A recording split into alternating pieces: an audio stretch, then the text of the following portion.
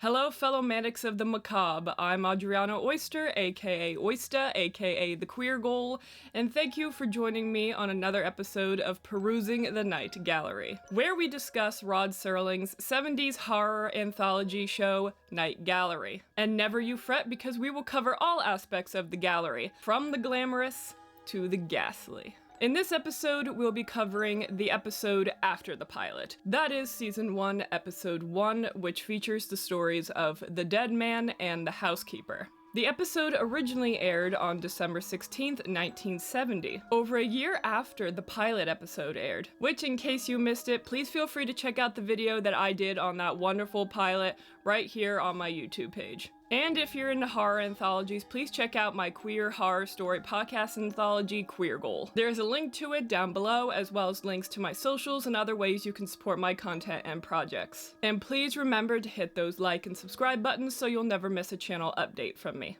And in case you notice that my eyes every once in a while drift over in this direction, is because I have a chronic illness and my memory is not great, as I have brain fog, so I have my notes right here. As a heads up, there will be spoilers in this video. So if you don't want to be spoiled, please follow the chapter markers to go to each individual story, or pause the video, go watch the episode, and then come back. Now let's get right into this, man. Painting number 1. Its title, The Dead Man. An interesting meeting between flesh and bone, between that which walks and that which, you should excuse the expression, gets buried. So we submit for your approval this and other frozen moments of nightmare, placed on canvas.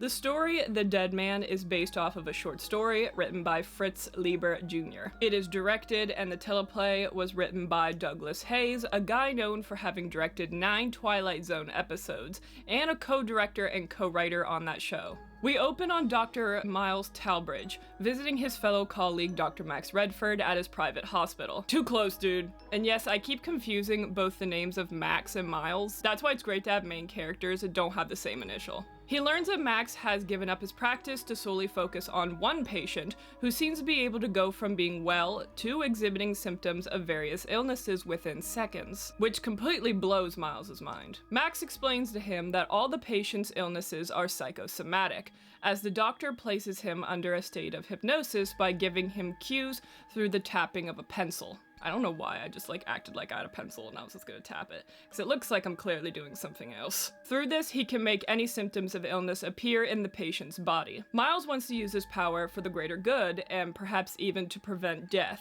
When the patient is awakened in his well state, he introduces himself as John Faring. It becomes evident that John and Max's wife, Velia, I'm pretty sure it's Velia, not Delia, Velia, yeah, clearly have the hots for each other.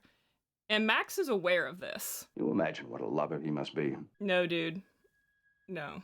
But he tells Miles that he hasn't done anything because Velia is the only one keeping John there so Miles can continue his studies. He even admits that he knows that he created John's perfection and has contemplated taking it away. The next day, Max allows Miles to bear witness to his experiment with John, as he makes it that John is dead, believing that he can bring him back. Unfortunately, that is not the case, and despite numerous medical procedures and professionals, including Miles himself assisting, John stays dead. Velia mourns him and believes him to possibly still be alive. Sometime later after the burial, Miles visits again and is greeted by Piper Laurie. Actually, it's Velia disguising herself as Piper Laurie from 1976's Carrie, and it's stated that she has become an example of the mind affecting the body. Max shuts his hospital down and gives all his notes to Miles. Miles reviews the tapes and makes a startling discovery. Max gave the wrong signal. This makes Max contemplate if he did in fact fail John because subconsciously he wanted to. No, the signal you gave again and again was this. 3 and 1. It's impossible, Max. I remember. I was there. I'll never forget it. 3 and 1. 3 and 1. No. Max, don't you understand what you've done? Even when you heard your mistake on the tapes, your unconscious mind corrected it. Even now, you're blocking it. Consciously, you gave the signal right. But unconsciously, you gave it wrong. Then it's true.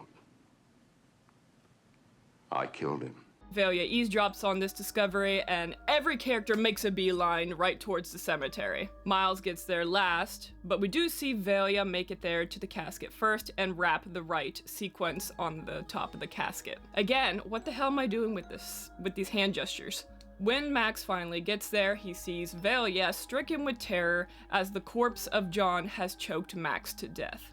What I want to say about the dead man is that I'm really big into studying psychology, so for me this episode was a fun romp through psychological horror, tied with a mad scientist story that provided some interesting commentary. It is scientifically proven that the mind can affect the health of the body. So as someone with chronic health problems, the story did resonate with me in that regard. It also breaks the traditional mad scientist story trope by making it that Dr. Max has seemingly good intentions when it comes to his studies of the mind over the body. He also does show remorse when he is unable to bring John back to life, and desperately tries to do everything he can. However, he still was using his discovery of mind control and tempted to use it for evil purposes, while consciously or subconsciously. The shadow work in the story was also pretty top tier, as well as that twist ending.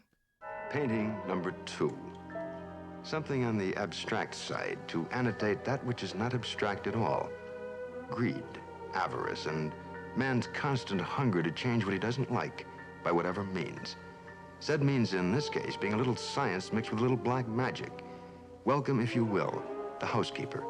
The second story of the episode, The Housekeeper, runs a little shorter than The Dead Man since that story took up more time. Thank God. The Housekeeper was directed by John Meredith Lucas and written by Matthew Howard, which is actually a pseudonym for Douglas Hayes, who, if you recall, was also the writer for the previous story, The Dead Man. Why he decided to use a pen name for this particular story? Nobody seems to know when I do research.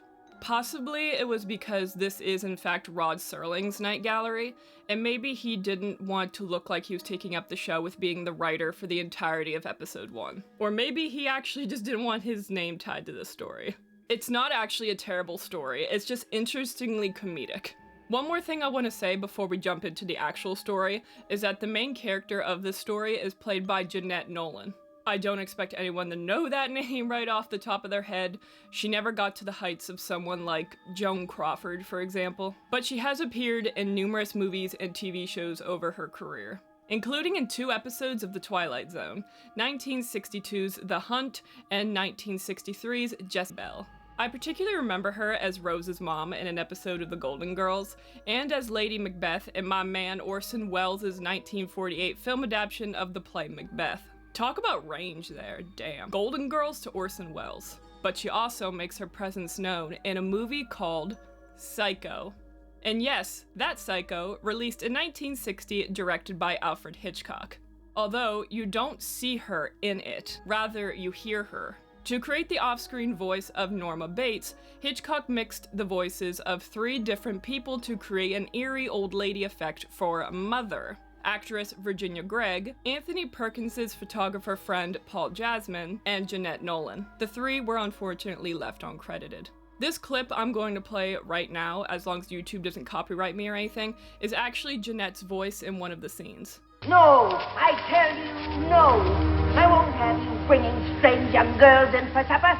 By candlelight, I suppose, in the cheap erotic fashion of young men with cheap erotic minds.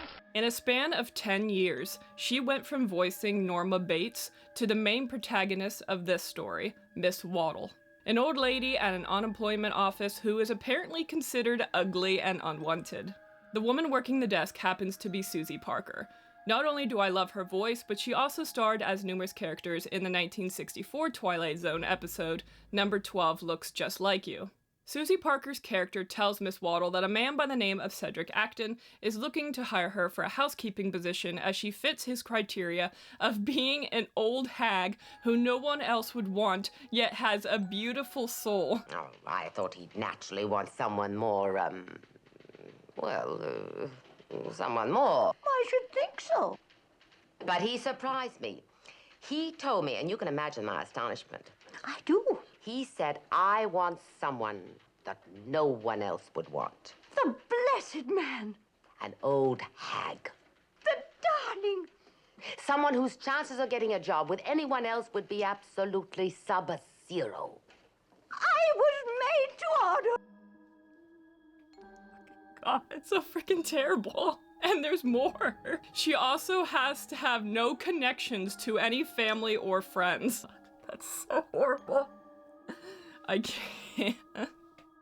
Also, trying to make me believe that this Miss Marple woman is ugly, just by what? Making her have like a slightly bigger nose? This is like how Carrie tries to make me think that Sissy Spacek is ugly. Damn, 2 references to Carrie in this episode. I'm on a roll here. I can't take this seriously, I'm sorry. When Cedric and Miss Waddle meet, he asks her if she feels cheated by life for being so ugly, while others with beauty far better. And she admits she does. Cedric is also played by Larry Hagman, who starred in Dallas and I Dream of Jeannie. In this, he just has a beard, though it's probably a fake. Cedric takes Miss Marple to dinner, where they see that his wife Carlotta is also at the restaurant with another man. Cedric tells Marple his wife is the opposite of her, as she is a beautiful woman that doesn't have Waddle's goodness. If Cedric and Carlotta were to divorce, he would be out $7 million. In the next scene, Cedric is showing Waddle around his lab. Fuck animal testing, what the hell, dude? He tells her that he studies the occult, aka black magic, and that he can perform what he is calling a personality transplant. What is essentially 2 entities, in this case people, switching bodies. Naturally, Marple is like, fuck this, and tries to haul ass out of there. However, Cedric convinces her to stay by telling her that not only by doing the personality transplant can she have the beautiful body of his wife, but if she decides she doesn't want to be Cedric's wife anymore, she can take a small portion out of that $7 million. Waddle agrees to this, and they perform the spell with a complicated process involving a frog and an image of Carlotta. Once Carlotta is in Waddle's body, Cedric off-screen kills her. This upsets the hell out of Waddle, who is now in Carlotta's body. And my god, having Waddle's dialect come out of this woman's body is so funny to me. Oh, I used to be mad about your face and your figure, and now I can love your soul as well. Oh, no, you can't. And that ain't no way to talk to a lady. Having naturally disapproved of Cedric's advances, Cedric chases her until she locks herself in the bedroom. 3 days later, she finally comes out and announces to him that she is going to divorce him and take the whole $7 million. This is when we get to the ending of the story that is kind of confusing, so bear with me here. Cedric gets out the frog again, and another old lady appears. We have not seen her before. She then says, "Oh dear, how many times?" in Waddles' voice, and Cedric replies, "Until we get it right." What the fuck was that? Who the hell is this old lady? Upon further analysis, this new old lady is credited as Miss Beamish, so I'm assuming there's a deleted scene somewhere that just didn't make the cut. It's just weird to me that there was so much prep work during the first transplant when Miss Waddle had to stare at the picture of the wife for a huge stretch of time, and then during this one there's just nothing but the frog. She also cries out how many times, but she should know that this is going to be the last time because he's going to kill her. I just feel like the ending was a result of editing issues that made it end up feeling rushed.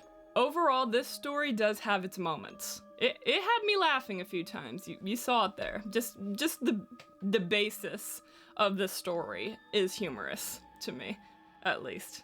There was some illogical reasoning to the plot, but it also had some great acting performances from Hagman and Nolan. I don't want to say, and I'm not going to, that it's a low for Night Gallery. We definitely get much lower on the scale there.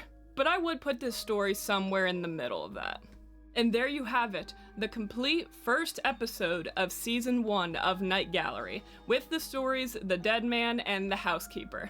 Now that you've heard all of my thoughts, comments, and concerns, I want to hear from you. Please drop a comment down below, and even if you just write the word algorithm, I would deeply appreciate it. Just like how I appreciate you for watching this video. Thank you so much for perusing the Night Gallery with me. Again, I'm Adriana Oyster.